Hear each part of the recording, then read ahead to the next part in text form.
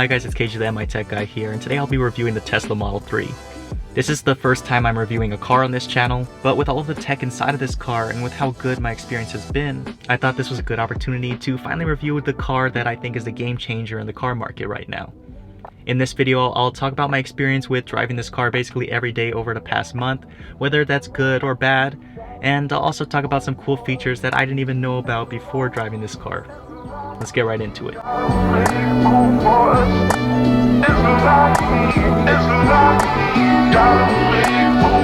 I actually really like the design of the Model 3. I know some people don't necessarily like it, but to me, I like how the body is shaped and how they were able to put all the different sensors on the car without making the car stand out too much. Despite not having a front grille, the Model 3 looks similar to other cars on the road today. And for all the tech packed inside of the fully electric beast, that's impressive. Also, the overall shape of the car and also the fact that the door handles don't stick out of the car body at all help a lot with the drag this car encounters on the road from the air. I'm going to get technical and talk a little bit about the drag coefficient.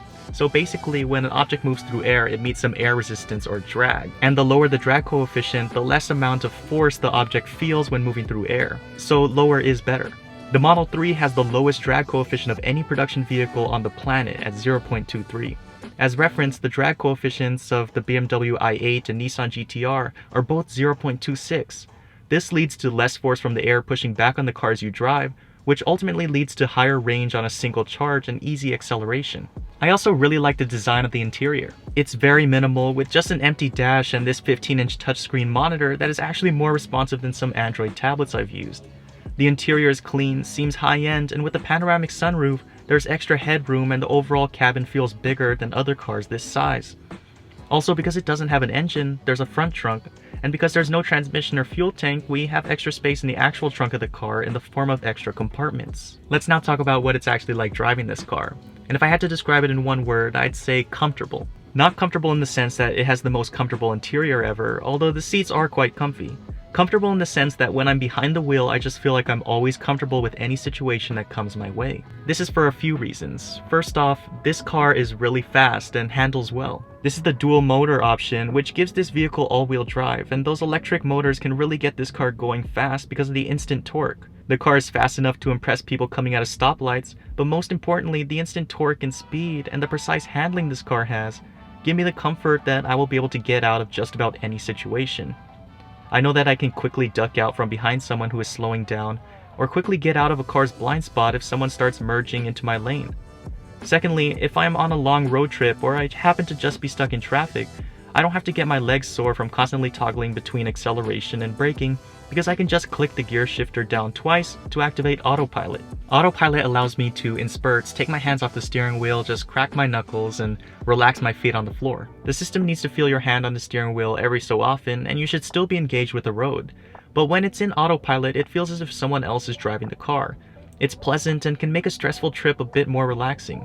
While it's in autopilot, you can change the max speed up to 90 miles per hour. You can change how many car lengths you want to stay behind the person in front of you, and you can even have the car automatically change lanes for you. Keep in mind that the most realistic application for autopilot is on highways and freeways, because at this point in time, the car can't see whether a stop sign's there or if the light is red. The next reason I will mention as to why this car is so comfortable is the lack of engine noise. I've noticed this the most as a tired passenger trying to take a nap. Usually when you accelerate, you'll hear a loud rumble, but in this case, it just goes. All you can hear is the sound of the wind and the tires on the pavement, and when you really punch it, it sounds like a spaceship.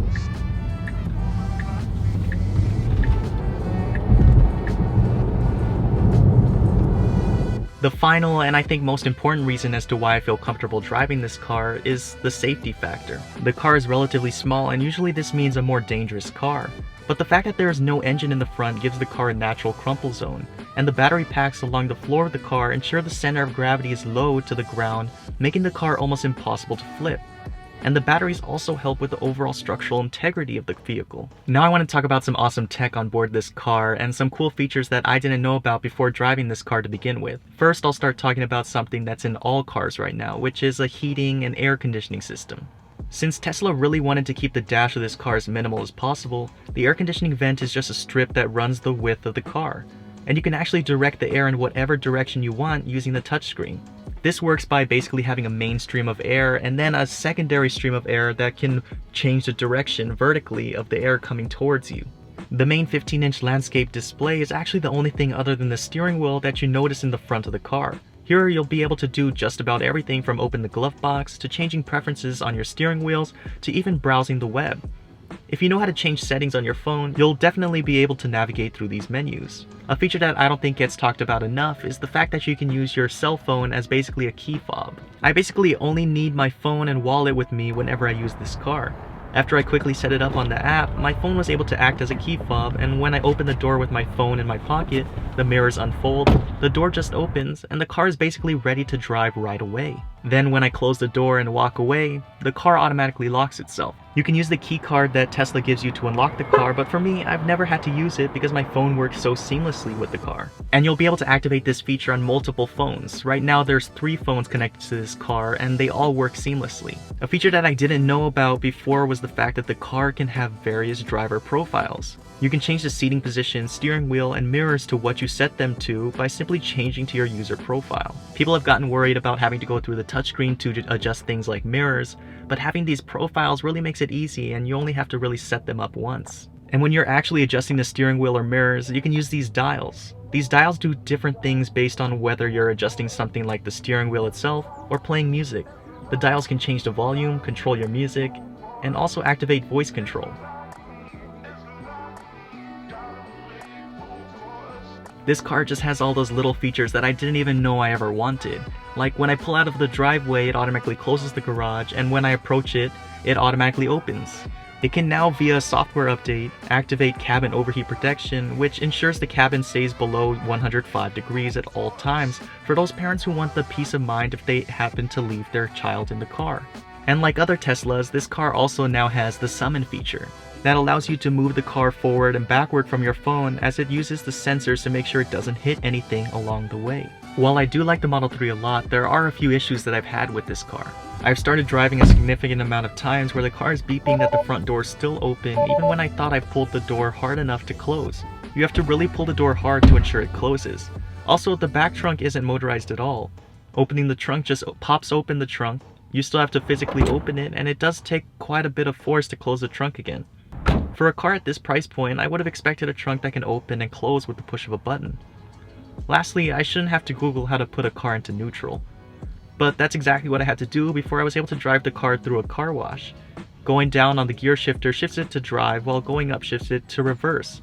What I didn't know was that to get to neutral, I have to first put it in drive, then ever so slightly ease the stick up to activate neutral. It is easy to do now, but it should have been intuitive. Yes, the Model 3 does have an impressively low starting price point at $35,000, but people rarely pay that price point. If you want that extended range to get about 300 miles on a single charge, and if you want some autopilot features and premium speakers, you're looking at a car that now costs close to $60,000. For me, I don't see this as a car that is quite ready to compete with the Accords and Camrys of the world in terms of pricing. Instead, I see it as a car that has a real chance of eating away at the market for 3 and 5 Series BMWs or C and E-Class Mercedes. It's a car that you can feel exclusive while driving, but you also happen to have a bunch of tech and a completely electric vehicle that can be charged overnight. With the Tesla Model 3, Elon Musk is really challenging other car manufacturers to actually innovate. The Model 3 doesn't really look like anything out of the ordinary, but it houses forward radar and 12 ultrasonic sensors that can see up to 2 cars ahead, which all allow the car to one day in the future completely drive itself. The Tesla Model 3 is the car to beat because it's putting fully electric vehicles and partially autonomous driving into the driveways of hundreds of thousands of people. People are finally starting to realize the joys of owning an electric car with the lack of maintenance and the feeling as if you're really helping the planet. Although the Model 3 isn't the perfect car, it has completely altered the car manufacturing industry. Other manufacturers are forced now to make their own electric cars. So that's all I had to talk about today. Let me know in the comment section what you thought about this review, and if you aren't already, make sure to follow me on Instagram and Twitter, and DM me on those platforms, and I'll try to get back to you as soon as possible. As for this channel, I have a lot of cool videos planned, so make sure you're subscribed and have the notification bell clicked to stay up to date on my latest videos. As always, thanks for watching, and I'll see you in the next video.